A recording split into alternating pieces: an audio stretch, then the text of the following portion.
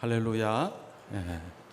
하나님의 귀한 몸된 교회 110년의 귀한 역사가 빛나는 용두동 교회, 참 진남포 또 교회 재건 현판식을 전후로 통일선교학교를 이렇게 함께 참여하게 돼서 너무나 감사했습니다.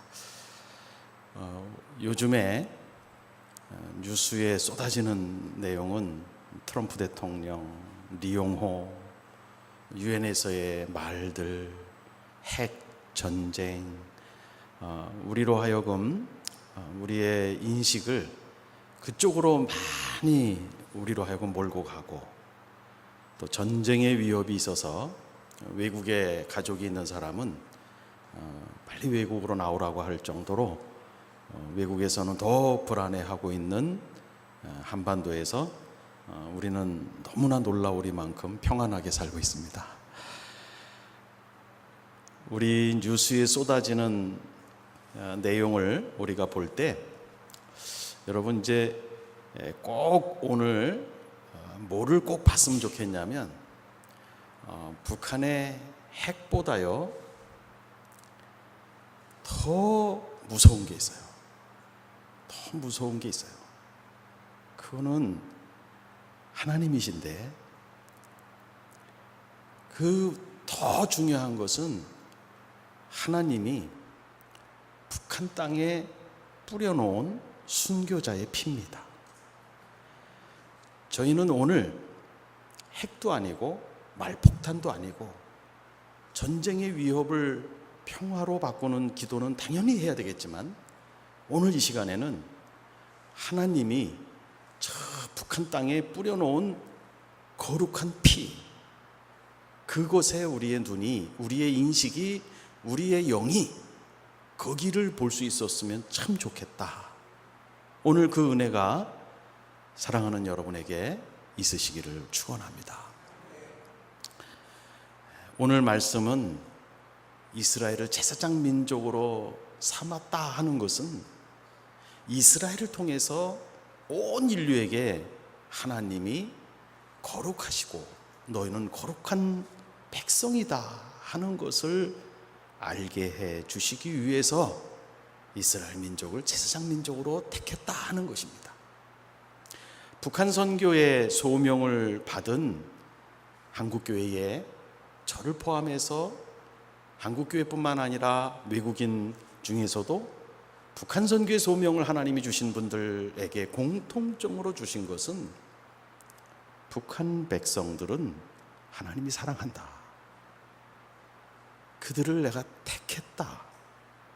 그들을 세계의 구원, 큰 구원을 위해서 내가 긴 핍박 중에 준비해 놓은 나의 제사장 민족이다 하는 하나님의 마음을 받았습니다.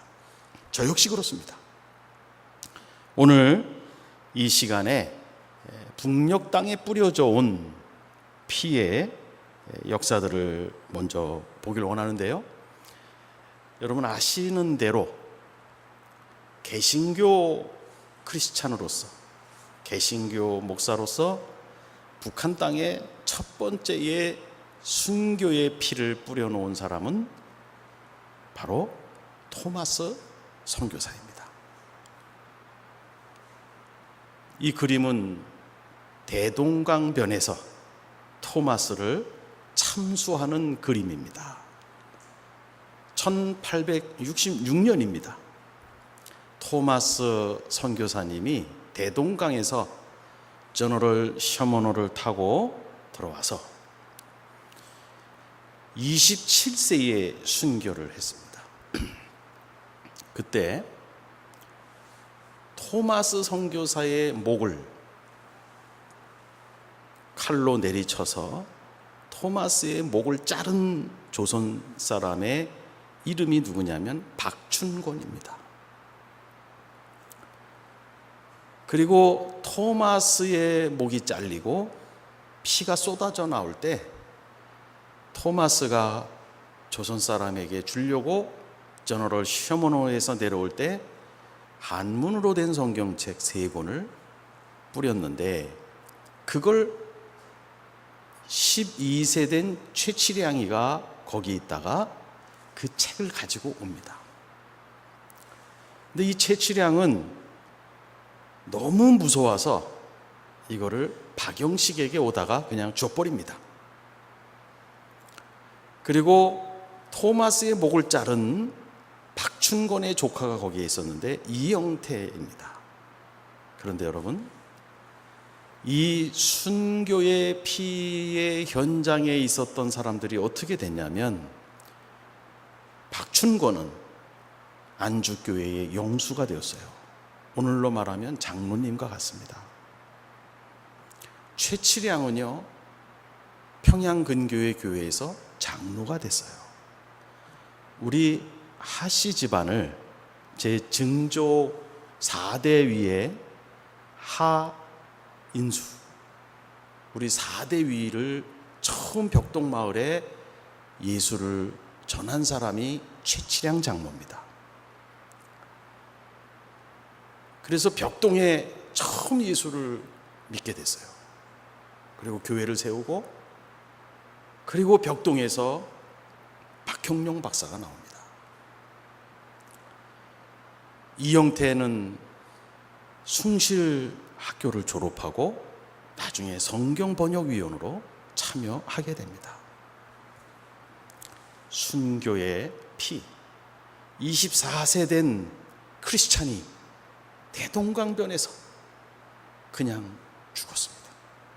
그런데 그 역사는, 그 열매는 누구도 상상할 수 없었던 놀라운 복음의 역사가 나타났습니다. 토마스 선교사님하고 같은 선교단체, 즉 스코틀랜드 성서공회사로부터 파송을 받은 존 로스 선교사가 있었습니다. 이 토마스는 웨일즈 분인데도 스코틀랜드 장로교 성서공회에서 파송을 받았어요. 이 존 로스 선교사가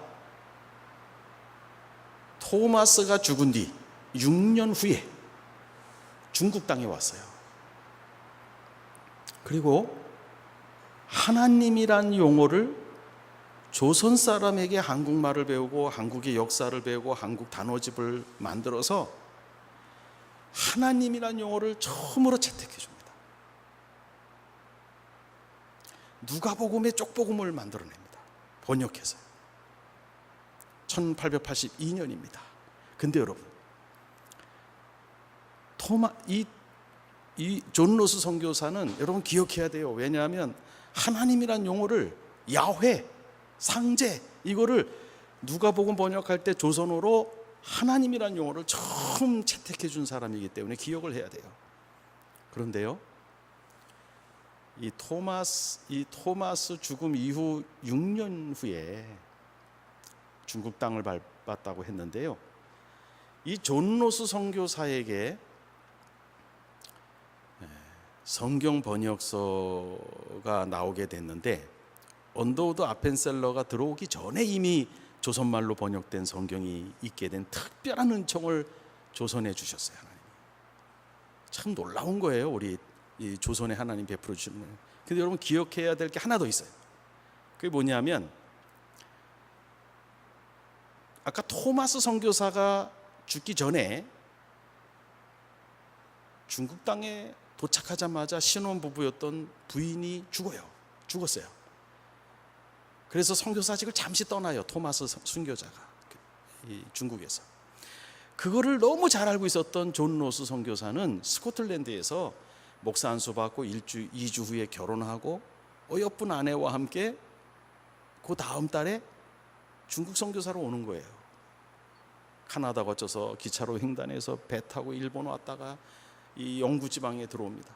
3월에 출발했는데 10월에 도착했어요. 아내가 임신했어요.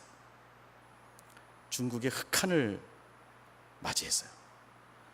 영국과 중국이 아편 전쟁을 치룬 뒤라서 2차 아편 전쟁이 끝난 뒤라서 영국 사람을 도와주면 매국노라는 놀림을 받을 때입니다. 존 로스 선교사가 집을 못 구하겠어요. 그래서 돼지굴이 옆에 중국의 허름한 집을 얻어서 거기서 아내가 한 겨울을 지내면서 출산을 합니다. 1873년 2월에 아기를 낳아요. 그런데 그 다음 달 3월에 흑한을 견디지 못하고 아내가 죽습니다. 결혼한 지 1년도 안 된 아내가 선교지에 와서 아기 하나 낳고 죽어요. 토마스가 그랬듯이 존 로스도 똑같은 일을 경험합니다. 그런데 존 로스는 토마스의 스토리를 알고 있었기 때문에 하나님, 이해가 안 됩니다. 제가 놀러 왔습니까? 복음 전하러 왔는데 왜 1년도 안 된 내 아내 선교사를 이렇게 데려가고 이렇게 선교지에서 힘들게 시작하게 합니까? 이렇게 질문하지 않았어요. 그렇게 했다가 토마스가 선교사직을 1년 떠났었거든요. 존 로스는 거꾸로 질문합니다. 하나님의 뜻이 무엇인지요? 중국 영혼에게 복음을 증거하는 것이 하나님의 마음임을 알고 아내를 땅에다 묻고 동냥젖을 먹여서 키우면서 3월에 사모님이 죽으셨는데 5월부터 얼마나 중국말을 배웠는지 2개월 후부터 길거리 나가서 복음을 전합니다. 중국말로. 기록에 의하면 그해 12월에 공자의 말을 인용하며 중국말로 유창히 전도하기 시작했다 그랬어요. 그리고 나와 같은 선교 소속 기관에서 파송받은 토마스가 죽은 조선 사람을 찾아 나섭니다. 그래서 고려문이라는 곳에 가서 이응찬, 백홍준, 서상륜 이런 분을 만나요. 그래서 그들로부터 조선말을 배웁니다. 조선어 문법책을 씁니다. 조선어 보캐뷸러리집을 만듭니다. 꼬리아 오브 히스토리라는 조선 처음에 영어로 된 역사책을 출간합니다. 그래서 피나는 노력을 통해서 하나님이란 용어를 찾게 되고 누가복음을 1882년에 찍어내기 시작을 하는데, 그 전에 안식년을 맞고 글라스고에 가서 다시 아내를 얻어서 들어와서 1882년도에 누가복음이 처음 출발할 때 이 아내가 사라라는 아내가 아기를 낳습니다. 그런데 이번엔 그 아들이 죽습니다. 그 아들을 땅에 파묻습니다. 존 로스 선교사는요, 1882년 누가복음을 번역하고 출간하고 1887년에 신약 성경을 다 발간을 해요. 아기 4명을 땅에 묻습니다. 여러분, 이해가 돼요? 그로부터 38년을 중국을 떠나지 않고 복음을 증거합니다. 1910년까지 70세까지. 여러분, 토마스의 죽음, 존 로스 선교사의 그 아내의 어느 묘비에도 이름도 있지 아니하는 M.A. 스튜어트의 부인의 죽음, 그리고 사라 부인이 낳은 자녀들의 죽음, 이 죽음을, 이 고통을 통해서 누가복음과 신약 성경이 번역되어져서 간도지방에 있는 조선 사람에게 압록강 두만강 너머에 있는 세국 정책 때문에 들어갈 수 없는 그 땅에 선교사가 오기 전에 번역된 성경이 들어갑니다. 쪽복음이 들어갑니다.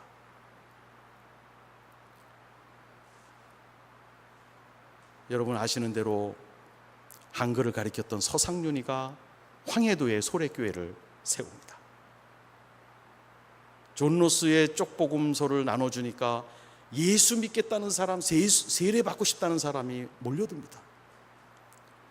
서상륜이가 존 로스 심양, 그 당시 봉천에 편지를 씁니다. 그러나 들어갈 수가 없어요. 그때는 세국 정책이었기 때문에. 이게 존 로스 선교사입니다. 여기에 가족 사진에도 M.A. 스튜어트는 있지 않습니다. 여러분, 제가 왜 M.A. 스튜어트의 죽음을 여러분이 기억해 주기를 원해서 말씀드렸냐면 거꾸로 계산해 보세요. 조선에 그렇게 일찍 조선말로 된 성경책, 세국정책 시절에 조선인들이 읽을 수 있는 글로 성경이 번역되어져서 조선 내에 그토록 예수를 믿는 사람이 생겨나게 된 거예요. 그런데 그 성경이 그렇게 있기까지 존 로스는 중국말을 일찍 배웠기 때문에 조선 사람을 찾아 나섰던 것입니다. 중국말로 조선어를 배웠으니까. 토마스 선교사를 기억하고, 존 로스 선교사가 중국말을 그렇게 일찍 배울 수 있었던 건 바로 M.A. 스튜어트 부인의 죽음이었어요. 이해될 수 없는, 내가 하나님을 그렇게 헌신해서 내 삶을 드렸는데 왜 나한테 이런 슬픔을 주시나이까, 이렇게 회의하지 않았어요. 그러한 믿음의 산물로 저 북녘 땅에 놀라운 복음의 역사가 이루어진 거예요. 여러분, M.A. 스튜어트처럼 일찍 죽지 마시고 오래 사시길 바랍니다.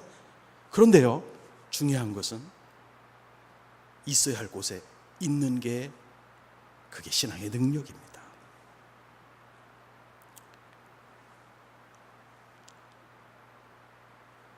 중국 심양의 조선말 번역 터가 지금 남아있죠. 여기 가면 존 로스가 세운 동관교회가 지금 2만 명이 모이는 교회가 됐습니다. 이제 언더우드와 아펜살라가 1885년에 드디어 들어옵니다. 그때 황해도에서 소래교회 성도들이 세례를 받으려고 16명이 이삿짐을 싸고 서울로 와요. 그래서 언더우드한테 세례를 받고자 했습니다. 물론 서상류는 존 로스에게 세례를 받았죠. 그래서 언더우드는 1887년에 서상륜을 장로로 임직하고 나머지에게 세례를 줘서 조직교회인 세문안교회가 태어나게 됩니다.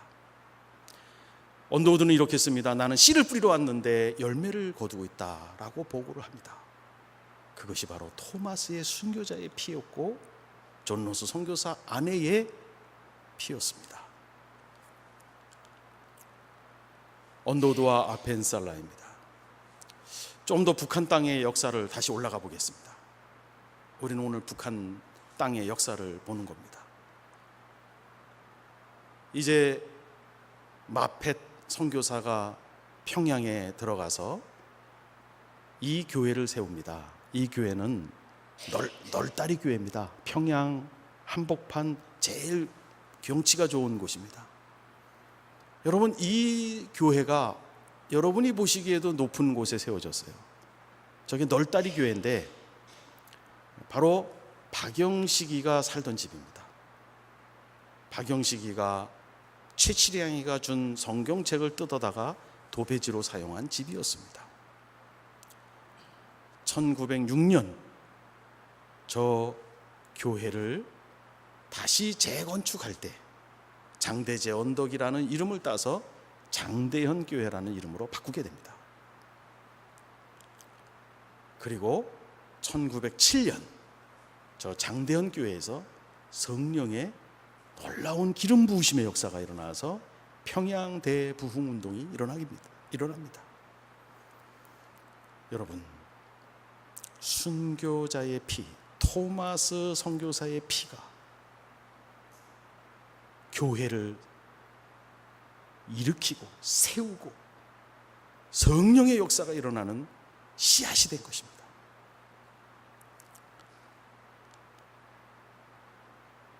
이분은 베어드 선교사고 부인은 사라 부인입니다.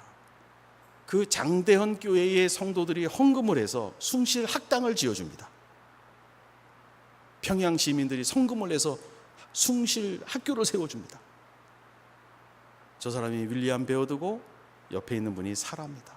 저 사라 여성이 미국에서, 부산에서, 서울에서 평양으로 갈 때 1895년도에 평양에 도착할 때 이런 작사를 해요. 너무 멀리 온 것 같아요. 평양에 오니까 멀리 멀리 왔더니 처량하고 외로워. 그 찬송가를 작사합니다. 이것이 숭실 학당입니다.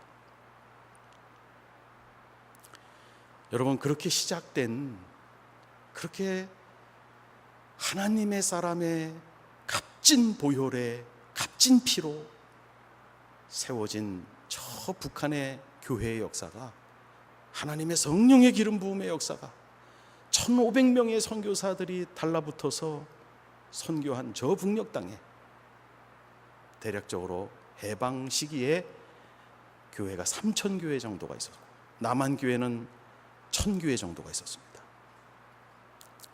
밑에 여러 영감에 따라서 교회 숫자가 여러 개가 나오고 있습니다. 그러나 대략 북한은 3000, 남한은 1000, 이렇게 심플하게 우리가 생각해 볼 수 있습니다. 1945년 해방과 함께 공산당이 들어왔어요. 북한에는 저게 장대현 교회를 그림을 그려놓은 건데, 공산당이 저 교회의 성도들을 불러내 바깥으로 끌어내서 처형시키고 죽이는 장면입니다. 많이 월남했죠. 그래서 저 장대현 교회가 있던 자리에 바로 이 건물이 들어섰습니다. 장대현 교회의 자리는 장대제 언덕이라고 해서 그 장대제 언덕에 올라가면 평양이 한눈에 내려다 보이고 날씨가 좋으면 개성까지 보인다고 하는 평양의 제일 꼭대기에 있는 데였었어요. 바로 저 장대현 교회 옆에 숭실학교가 있었습니다. 보통강이 흘렀습니다. 그런데 그 자리에 이와 같이 지도자의 우상이 세워져 있습니다. 평양이 한눈에 내려다 보이는 장대제 언덕입니다. 지금은 만수대로라는 이름으로 모든 이름이 다 바뀌었습니다. 이거를 보시면 1954년부터 1972년을 보시기 바랍니다. 종교 자유 말살 시기예요. 어느 날 평양에 있던 예수 믿는 사람이 갑자기 한밤에 함경도로 끌려갑니다. 탈북민들 간증 보면 우리 아버지가 평양에 있었는데 오늘 갑자기 함경도로 끌려왔대요. 이런 분들 심심치 않게 만나. 예수 믿는 사람은 무조건 평양에서 쫓겨나던 시기였습니다. 그리고 정치범 수용소를 만들어서 예수쟁이를 고문하고 죽이고 노동을 시킵니다. 이때 한국은 산업화가 일어나고 교회가 엄청 부흥하게 됩니다.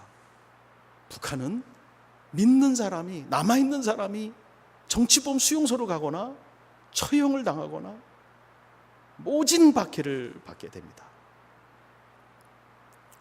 참으로 대비적인 역사입니다.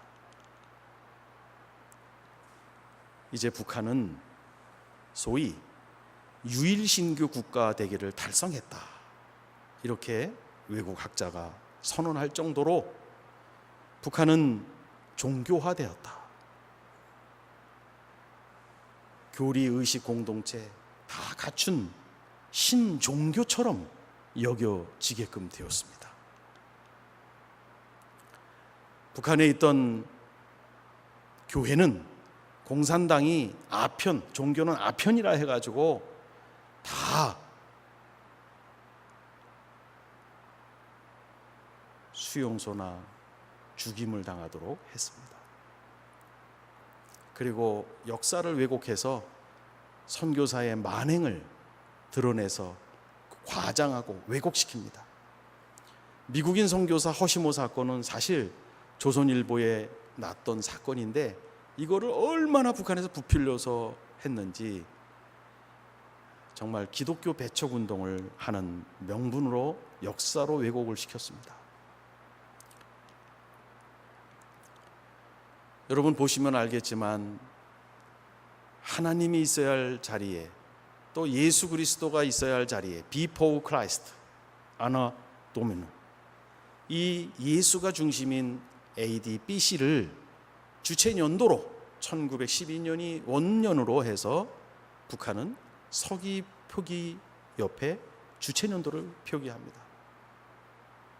정성사업 지도자 초상화, 혁명사적관, 교회를 거룩하게 관리하듯이 인민초등학교 때부터 학교에 있는 혁명사적관은 반들반들하게 관리를 해야 돼. 이러한 종교화를 해왔습니다. 이제 그러면 여러분, 북한에 1968년 4월부터 풀어주는 사업으로 60대 이상, 다시 말해서 핍박하고 회유해도 끝까지 예수를 지키는 사람, 죽여서 공포심을 줘도 끝까지 예수를 믿는 사람들에게 소위 가정 예배 처소를 한정되게 허용하는 조치를 취합니다. 우리는 이 사람을 일컬어 구루토기 성도라고 얘기합니다. 그리고 여기 보시면 헌법이 바뀌고, 그리고 3년제 평양 신학원을 운영을 하고, 다시 말해서 1972년 이후에 선전선동의 도구로 종교를 활용하게 됩니다. 성경책도 김정일 때 찍어내고 찬송가도 찍어냅니다. 그리고 봉수교회, 칠골교회를 세웁니다. 그들의 주장에 의하면 1만 2천 명 교회 2개가 있고 가정예배 처소는 520개가 있다고 그들은 주장합니다. 제가 드렸던 주일날 평양에 가서 예배 드렸던 칠골교회를 한번 보여드리겠습니다. 황민우 목사가 설교를 했습니다. 이분이 황민우 목사입니다. 선한 사마리아인 본문을 가지고 설교를 하더라고요. 주일 예배에. 성경을 설교 중반까지는 잘 해석을 했어요. 제사장도 레윈도 스쳐 지나갔지만 선한 사마리아가 가까이 가서 긍휼한 마음으로 치료하는 일을 해주고 막 이렇게 했다. 그래서 그 선한 사마리아가 진정한 이웃이라고 한다. 여기까지는 좋았어요. 설교 2분의 1까지는 좋았습니다. 그런데 갑자기 설교 2분의 1 이후에는, 그런데 여중생을 탱크로 깔아뭉개는 미제국주의자가 과연 이웃입니까? 이렇게 묻는 거예요. 그러면서 미국을 그냥 비난하기 시작을 하는 걸로 설교 2분의 1이 지나가더라고요. 여기 보시면 성가대도 모양을 갖췄습니다. 피아노 반주자도 있습니다. 이렇게 검은 옷 입고 다 앉아서 주일 예배를 드리는 것을 보여주고 있습니다. 축도도 합니다. 저것은 보여주기 위한 사실 윈도우 처치죠. 그런데 학자들 따라서는 그래도 저기에는 구루토기 성도가 포함되어 있다, 이렇게 이야기하는 학자도 있습니다. 또 가짜 교회일지라도 하나님이 쓰실 수 있다라고 긍정적으로 보는 학자들도 있습니다. 그러나 구루토기 성도는 북한 땅에 분명히 우리가 알지 못하는 숫자에 있습니다. 제가 탈북민을 사역을 20년 동안 지금까지 해오는데 우리 개신교 장로 딸 외손녀를 만나본 적이 있어요. 이 아이가 갑자기 자기 엄마한테 기독교 서적을 주러 두만강을 간다는 거예요. 그래서 안 된다 말렸던 이 아이인데, 이 아이의 사연은, 자기는 연대에서 간호학과를 다니고 있는데 사연은 이렇습니다. 사정이 있어서 북한을 나와야 되는 때에 떠나는 마지막 날 밤 엄마랑 밤을 보내는데, 엄마가 자정쯤에 옷장에서 구석에 묻혀있던 점 보는 책을 꺼집어내더라는 거예요. 엄마, 점 보는 책 왜 꺼내요? 이렇게 물어보니까, 네가 꼭 여기를 떠나면 꼭 교회를 꼭 찾아가라. 이거는 네가 실수하지 않으려고 점 보는 책이라고 얘기를 했는데 이것은 성경이다. 너의 외할아버지가 엄마한테 물려준 성경책이다. 너의 외할아버지는 장로님이셨다. 엄마는 이 성경책 읽으며 이제까지 살아왔다. 너는 여길 떠나면 꼭 교회가. 바로 그루터기 성도지. 또 젊은 탈북자는 저한테 모닥불을 피워놓고 수양회를 하는데 평양에서 감옥에 있었어요. 그리고 나서 다시 은혜로 감옥에서 나와서 탈북을 해서 한국에 와서 영락교회에 출석을 하게 됐어요. 그때 말이 없던 이 두 남매가 모닥불 피워놓고 여름 수련회 때 그런 고백을 하더라고요. 평양 감옥의 정신병자 그들이 영락교회 와서 보니 정신병자가 아니라는 걸 알았습니다. 그들이 이상한 노래를 불러서 이해할 수가 없었는데 그게 찬송가라는 걸 알았습니다. 그들이 이상한 말로 중얼중얼대는 그러한 정신병자처럼 보였는데 그들이 중얼중얼댄 게 통성기도라는 걸 알았습니다. 그런 이야기를 했습니다. 여러분, 평양 감옥에도 예수 믿다가 잡혀온 그리스도인이 있다면 전국에 북한 땅에 얼마나 많은 그리스도인이 있겠습니까?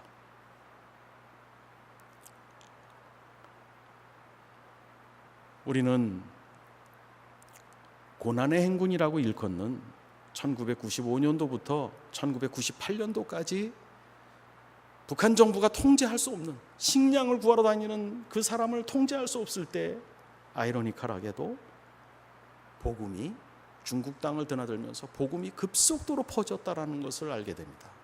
우리는 이때 예수를 알고 믿고 있는 사람을 지하 성도라고 이야기합니다. 그 숫자는 알 수가 없습니다. 대략 추정만 할 뿐입니다. 여러분, 한번 정리해 볼까요? 1866년 27세 토마스가 대동강에서 순교의 피를 뿌린 이후 그 자리에 있었던 사람은 다 장로나 성경 번역위원이 됐고, 그 던져졌던 세 권의 한문 성경책은 1907년 성령의 부흥이 운동이 일어난 장대현 교회가 됐습니다. 그리고 그 순교자의 토마스의 영향에 의해서 존 로스 성경은 선교사가 들어오기 전에 조선말로 번역된 성경을 조선 땅에 보내서 예수 믿는 사람이 있게 했습니다. 순교자의 피는, 터툴리안이 얘기한 대로 순교자의 피는 교회의 씨앗입니다. 그러면 여러분 보십시오. 1972년도까지 종교 말살 정책을 피면서 얼마나 많은 남은 그리스도인들을 수용소에서 죽게 했고, 공포심을 주기 위해서 처형당한 순교자의 피가 얼마나 많이 뿌려졌겠습니까? 그리고 보십시오. 북한의 1995년도부터 식량난으로 통제할 수 없을 때, 그때 얼마나 많은 복음이 뿌려졌고, 얼마나 많은 지하성도가 생겼고, 발각되면 총살시키는 총살하는 장면이 일본 방송에서 방영된 적이 있지 않습니까? 우리의 한국교회는 산업화 민주화를 거치면서 많은 교회의 은총으로 많은 교회 숫자가 늘어났습니다. 북한 땅 보십시오. 엄청난 핍박을 통해서 예수 믿는다라는 이유 때문에 죽임을 당한 그 피가 북한 땅에 흥건히 적셔왔습니다. 그 숫자는 누구도 모릅니다. 나름대로 선교회에서 추측하는 숫자는 15,000명 순교자, 한국전쟁 이후에요. 2만 명으로 보는 사람도 있고, 최소한 10,000명만 봐도 6.25 사변 이후, 휴전 이후 이틀에 1명꼴로 순교자의 피가 북한 땅에 뿌려졌다는 것입니다. 산술적으로 보면. 지구상의 지도를 펴놓고 보십시오. 60년, 70년 동안에 이렇게 많은 순교자의 피가 뿌려진 땅이 있는지 세계 지도를 펴놓고 보십시오. 북한 땅밖에 없습니다. 여러분, 순교자의 피가 그토록 많이 뿌려진 북한 땅, 왜 하나님이 그 땅에 그렇게 많은 순교자의 피를 뿌렸을까요? 예수 믿는 사람을 왜 그렇게 죽게 했을까요? 하나님이 능력이 없어서입니까? 하나님이 팔이 짧아서입니까? 왜 하나님이 그렇게 죽게 하셨을까? 여러분, 우리 그리스도인들은 그걸 주목해 봐요. 하나님이 왜 그랬을까?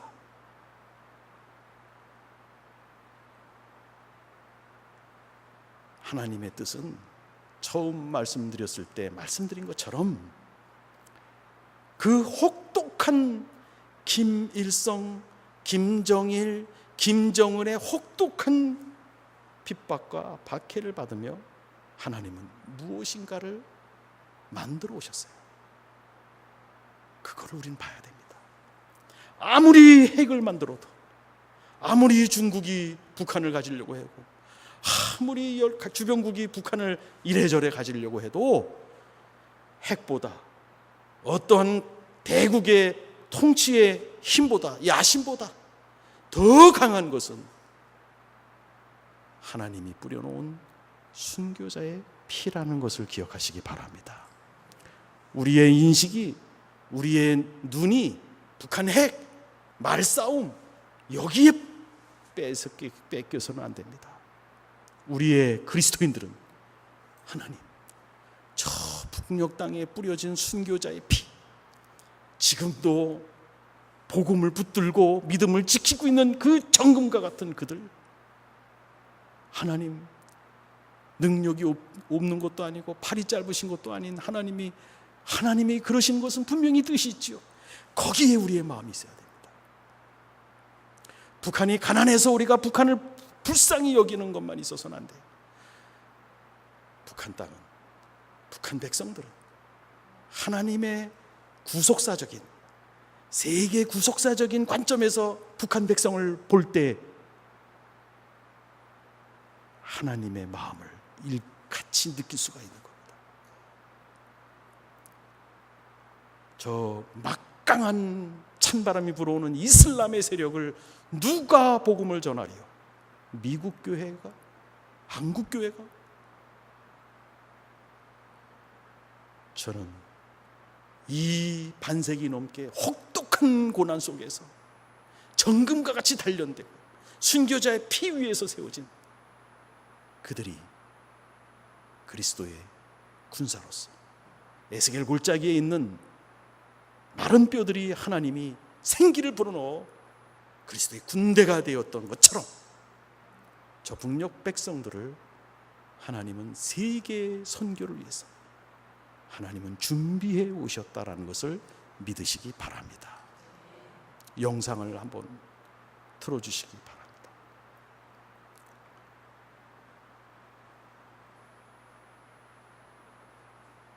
1995년도에 있었던 얘기를 어느 선교단체에서 애니메이션으로 만든 내용입니다.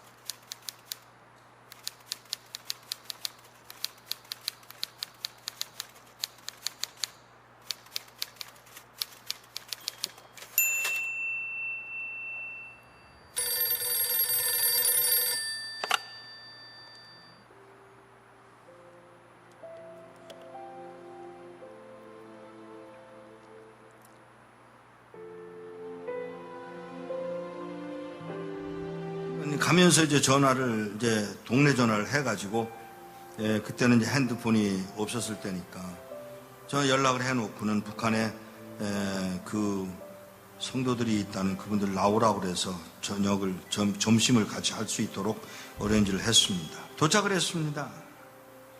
그리고 4명의 어른들이 나왔습니다. 제일 나이 많은 분이 79, 그냥 4명의 늙은이들이 나온 거예요.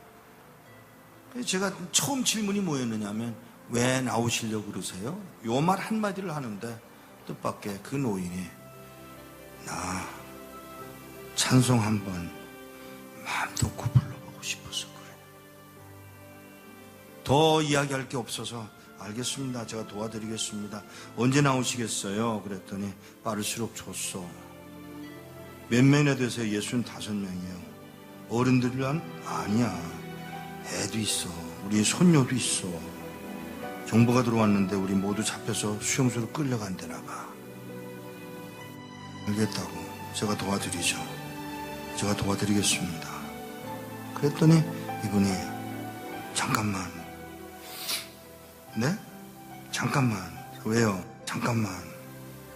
내가 나가서 하나님께 직접 물어보고 결정하면 안 돼? 그러세요. 뭐 기도를 막을 수는 없으니까. 그러세요. 조벅조벅 걸어 나가신 분이 한 10분 만에 돌아오시는데 땅을 질질 끌고 들어오시더라고요. 왜 그러세요? 음성이 벌써 달라지셨어요. 왜 그러세요? 나가서 물었어. 뭐라고요? 하나님, 저 미국에서 온 이목사라는 사람이 우리 도와주겠다고 왔는데 따라갈까요? 따라갈까요? 내가 능력이 없어서 너희들을 북한 땅에 남겨둔 줄 아냐? 그러니까 이 노인이 그 말을 듣고 우리가 그럼 매맞는 것도 하나님 뜻이에요? 물론이지. 아니 하나님 우리 굶는 것도 하나님 뜻이에요? 물론이지. 우리 잡혀서 수용소로 끌려간다 그래서 그러는 거 아니에요 하나님? 몰라서 묻냐? 이 말 한마디에 예 하나님. 그리고는 저에게 그 얘기를 전해주고 헤어지기 전에 인사를 하려고 이렇게 끌어안으려고 그러는데 끌어안는 게 이게 익숙하지 않아요 이 사람들은. 그래서 제가 무릎을 꿇고 이렇게 내려다보는데 그가 신고 온 신발에 구멍이 뚫려서 발가락이 이렇게 나와 있더라고요. 그 발가락에 제가 입술을 대고 키스를 했어요. 그리고 우는 동안에 제 목에 뭐가 떨어지더라고요. 그 할아버지가 울고 계신 거예요. 일어나서 인사를 다시 하고 떠나면서 안녕히 계세요. 그랬더니 무슨 인사가 그러냐? 죄송합니다. 왜요? 천국에서 만나자 그래라. 예, 천국에서 뵙겠습니다. 그 말 한마디를 하고 떠나서 나오는데 몇 걸음 떠나갔는데 뒤에서 그의 음성이 들려옵니다. 누가 우리를 그리스도의 사랑에서 끊으리요. 돌아가야 되는 상황이에요 지금. 북한 땅으로 돌아가야 합니다. 그곳이 죽음의 길입니다. 멸망의 길일 수도 있어요. 근데 그리로 돌아가야 되는 이 할아버지가 하는 말이 누가 우리를 그리스도의 사랑에서 끊으리요. 로마서 8장 35절을 외우고 있더라는 사실이죠. 그러고는 헤어졌습니다. 몇 년 후에 그곳을 다시 갔다가 저를 태워줬던 택시 운전수를 또 만났는데 그 운전수더러 나를 기억하겠어? 그러고 물어요. 그래서 잘 그랬더니 그때 몇 년 전에 와서 그 노인네들 만나지 않았어? 아 예. 그 말을 하면서 운전수가 눈물을 흘리고 울고 있었습니다. 끌려가서 6명의 젊은이가 안 끌려가겠다고 덤비다가 6명은 매맞아서 머리통이 깨서 죽고 쉬운 9명 4, 5년 동안에 수용소 가서 병들고 굶고 매맞아서 죽었답니다. 한 명도 안 남고. 이런 믿음을 지킨 사람들, 찬송 한번 마음 놓고 불러보고 싶다던 그 사람들을 우리는 과연 어떻게 해드려야 되는 것일까? 우리는 뭘 할 수 있을까?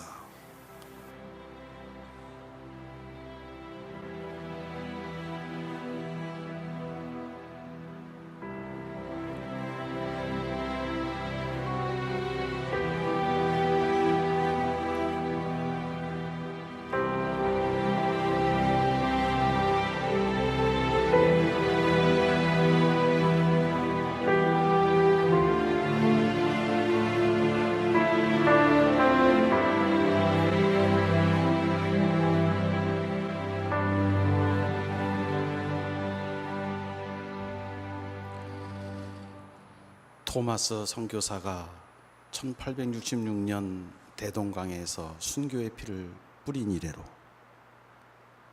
북한에는 놀라운 교회가 세워지는 역사가 일어났습니다. 존 로스 선교사의 아내, 꽃다운 아내 M.A. 스튜어트가 집도 못 얻는 그곳에서 아기를 낳다가 죽었습니다. 그때는 아무도 그 죽음을 이해할 수 있는 사람이 지구상에는 없었을 겁니다. 그러나 지금 돌아보면 그 M.A. 스튜어트의 죽음이 없었다면 한국교회는 특별한 은총이 없었을 것입니다. 여러분, 북한 땅에 휴전 이후 남아있던 사람들이 순교의 피를 뿌렸습니다.